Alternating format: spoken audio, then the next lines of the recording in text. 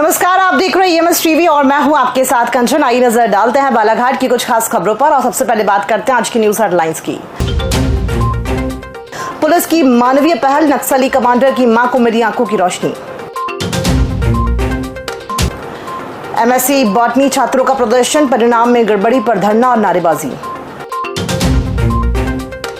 और स्कूल की जर्जर छत पर अभिभावकों ने जताई चिंता, कलेक्टर को सौंपा ज्ञापन। आइए अब बढ़ते हैं खबरों की ओर। जिले में पुलिस की मानवीय पहल ने समाज में एक मिसाल पेश की है। नक्सली कमांडर संगीता की मां चंबे बाई, जिनका मोतियाबिंद था, उनका ऑपरेशन कर आंखों की रोशनी वापस दिलाई गई।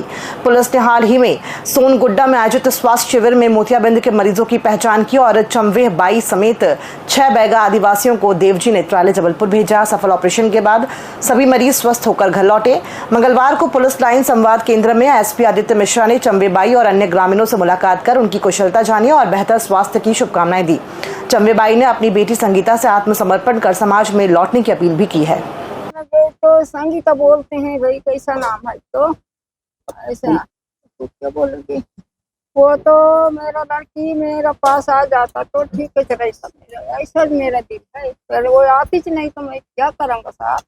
आप क्या चेकअप 250 मरीजों का हमने चेकअप अशित फाउंडेशन साठी दवाखाना जैन हॉस्पिटल के माध्यम से किया था और जिसमें मोतियाबिंद के जो ऑपरेशन है हमने दादा वीरेंद्रपुर जी नेत्र संस्थान जबलपुर के माध्यम से किया था, जिसमें 250 मरीजों की जांच की थी, जिसमें लगभग 18 मरीज मोतियाबिंद के चिन्हित हुए थे। उसमें ऐसे मरीज थे जो अपने गांव से कहीं बाहर नहीं निकले, तो उनका जबलपुर में ले जाकर निःशुल्क मोतियाबिंद का ऑपरेशन कराया।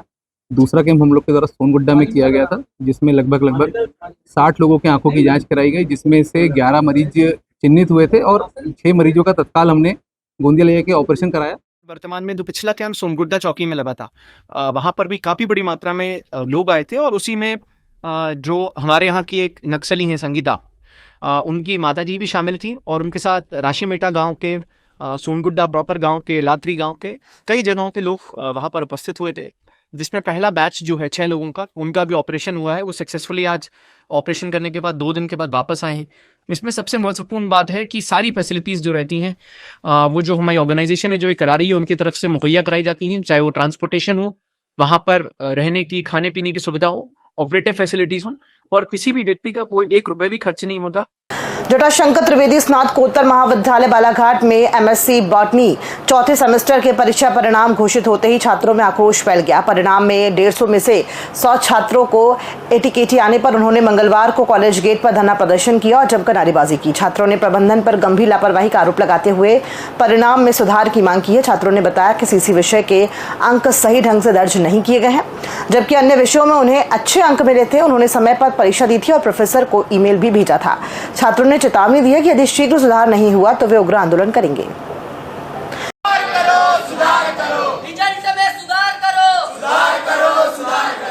हाल ही में 2 दिन पहले रिजल्ट आया, उसमें सारे सब्जेक्ट में हम बहुत अच्छे नंबरों से पास है, लेकिन जो CC जिसमें हमने एग्जाम दी थी लेकिन फिर भी हमें एब्सेंट दिखाया गया, जिससे कि हमारा रिजल्ट रुका हुआ है, एटीकेटी शो कर रहा है उसमें, जबकि हमने एग्जाम दी थी लेकिन फिर भी हमें फेल कर दिया गया है। कितने बच्चे थे क्लास में और कितने बच्चों के साथ ऐसा हुआ है? क्लास में लगभग 150 करीब बच्चे हैं, जिसमें से कि 100 बच्चों को फेल किया गया है। तो हमारे प्राचार्य महोदय से निवेदन है कि जल्द से यूनिवर्सिटी चेंज करें, हमारी समस्या खत्म होगी इससे। और देखा जाए तो MSc का जो बॉटनी का रिजल्ट आया है 2 दिन पहले, उसमें 150 बच्चे की क्लास है जिसमें 90 बच्चे फेल हो रहे हैं। क्या मजाक चल रहा है PG कॉलेज में?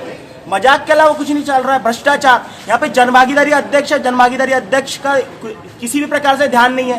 ध्यान देना चाहिए ना, जनभागीदारी अध्यक्ष बने हो आप। अगर जनभागीदारी अध्यक्ष हो तो छिंदवाड़ा यूनिवर्सिटी को चेंज करते RDV या कोई और कर सकते हो। ये हर बार मामले क्यों आ रहे बार? हम लोग पूछना चाहते बार ये चीजें क्यों चल रही है? जनपद पंचायत बिरसा अंतर्गत ग्राम पंचायत गिडोरी में शासकीय प्राथमिक स्कूल भवन की जर्जर हालत ने बच्चों और अभिभावकों की चिंता बढ़ा दी है। बारिश के दिनों में स्कूल की छत टपकती है, जिससे बच्चों के लिए कक्षाओं में बैठना मुश्किल हो गया है और दुर्घटना का भय बना रहता है। मंगलवार को ग्राम पंचायत के सरपंच मंगलू सिंह ध्रुवे सहित बच्चों के अभिभावकों ने कलेक्ट्रेट पहुंचकर कलेक्टर को ज्ञापन सौंपा। ज्ञापन में उन्होंने शीघ्र नवीन स्कूल भवन निर्माण की मांग की है। सरपंच ध्रुवे ने बताया कि पूर्व में भी कई बार स्थानीय जनप्रतिनिधियों और कलेक्टर को ये समस्या बताई गई है, लेकिन अब तक मांगों पर कोई कार्रवाई नहीं हुई है। 3 गाँव है जी, एक शिकारी टोला, पीपरधार और बेंद्रापानी। वहाँ के ऐसे स्कूल जर्जर है मैडम, आज तक वहाँ बच्चे पढ़ नहीं पा रहे हैं, दूसरे घर में पढ़ाते हैं स्कूल, आज तक समस्या हल नहीं हुआ जी। इसलिए आप क्या चाहते हैं इसमें? मांग चाहते हैं जी, हम कलेक्टर महोदय के पास आए हैं इसलिए जनसुनवाई में कि ये स्कूल अति शीघ्र बने। जिले के लालबर्रा क्षेत्र के ग्राम सोनेवानी अभ्यारण्य में स्थित सभी वर्ग गांवों को शासन द्वारा विस्थापित किया जा रहा है। इसी क्रम में ग्राम नवेगांव के सभी आदिवासी जिला पंचायत सदस्य डुलेंद्र ठाकरे के नेतृत्व में मंगलवार को कलेक्ट्रेट पहुंचे और कलेक्टर को ज्ञापन सौंपा। ग्रामीणों ने मांग किया कि नवेगांव के सभी विस्थापित आदिवासियों को ग्राम खैरगोंदी की शासकीय घास मद की पड़त भूमि को आबादी घोषित कर आवास हेतु प्रदान किया जाए। उन्होंने बताया कि उक्त भूमि पर्याप्त है और सभी परिवारों का मकान बन सकता है। साथ ही इस स्थान पर खेतीबाड़ी और अन्य सुविधाओं के लिए भी कोई समस्या नहीं होगी। और हमारे खैरगोंदी में जो आवास की आबादी की जो जमीन है वो बहुत कम है, इसलिए जो घास मद की राशि उसको परिवर्तन करके उनको दिया जाए जिससे उनकी सुख सुविधा प्राप्त हो सके। जो घास मद की जमीनें पर्याप्त है क्या वहाँ पे? पर्याप्त है, हो जाएगी अगर? हाँ हो जाएगी। या फिर या कोई और अन्य रास्ता आपने सोचा है क्या कि यही फाइनल है?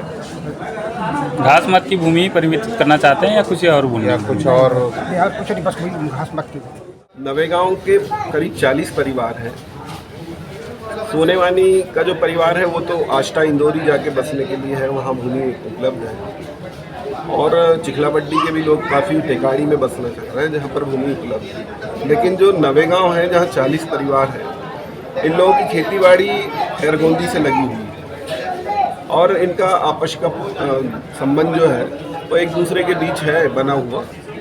और खैरगोंदी में यदि 40 परिवार बसते हैं तो वहाँ आबादी भूमि की कमी है, क्योंकि आबादी जो भूमि है वो खैरगोंदी के लिए काफ़ी है। तो शासन से हम लोग मांग कर रहे हैं सब मिलके कि वहाँ जो घास की भूमि है वो काफ़ी खाली है और शासन की भूमि है, उसका मत परिवर्तन करके उसको आबादी भूमि घोषित किया जाए। जिले में मंगलवार को अलग अलग शासकीय विभागों के संविदा कर्मचारी सामूहिक अवकाश पर रहे। कर्मचारियों ने रैली निकालकर कलेक्ट्रेट पहुंचकर मुख्यमंत्री के नाम संबोधित ज्ञापन सौंपा। ज्ञापन के माध्यम से कर्मचारियों ने संविदा नीति 2023 को यथावत लागू करने की मांग की है। इस दौरान कर्मचारियों ने जमकर नारेबाजी भी की।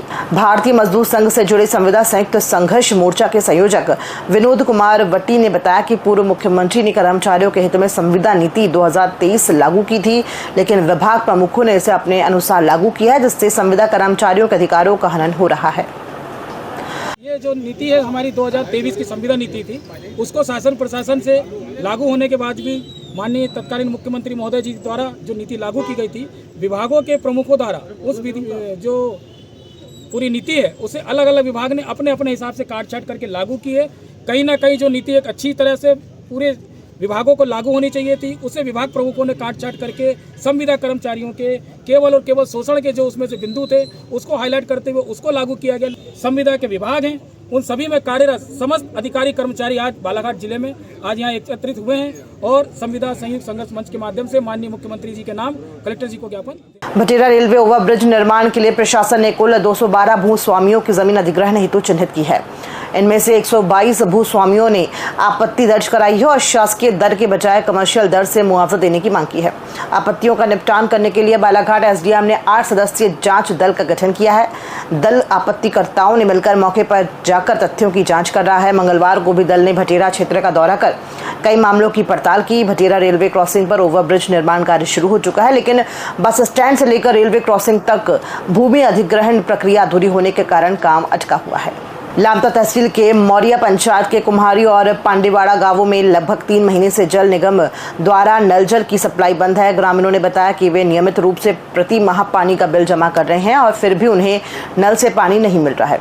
इस कारण लोगों को कुआं और हैंडपंप का पानी पीने के लिए मजबूर होना पड़ता है। ग्रामीणों ने बताया कि हैंडपंप का पानी कभी जंक युक्त और कभी तेल जैसी गंध वाला होता है। पानी की आपूर्ति ठप होने का मुख्य कारण हाल ही में आई बाढ़ में जल निगम की पाइपलाइन का बह जाना बताया जा रहा है। स्थानीय लोग जल निगम की कार्यप्रणाली को घटिया करार दे रहे हैं, क्योंकि 3 महीने बाद भी पाइपलाइन को जोड़ने का कार्य नहीं किया गया है। बारिश के पहले से बंद है जी। बारिश के पहले ना कि जुलाई से बंद है? हाँ जुलाई से समझो। कितने महीने हो गए? जुलाई अगस्त 2 महीने हो गए समझो। तो आप पैसा पहुँचाते नहीं पहुँचाते? पहुँचाते रहते हैं हम तो। मेरे द्वारा मैं अभी क्या है तो मेरे को बताना पड़ेगा कि वहाँ पर पानी की सप्लाई क्यों नहीं हो रही करके मैं बताऊंगी जल निगम वाले को। खबरों में फिलहाल इतना ही। दीजिए इजाजत। नमस्कार।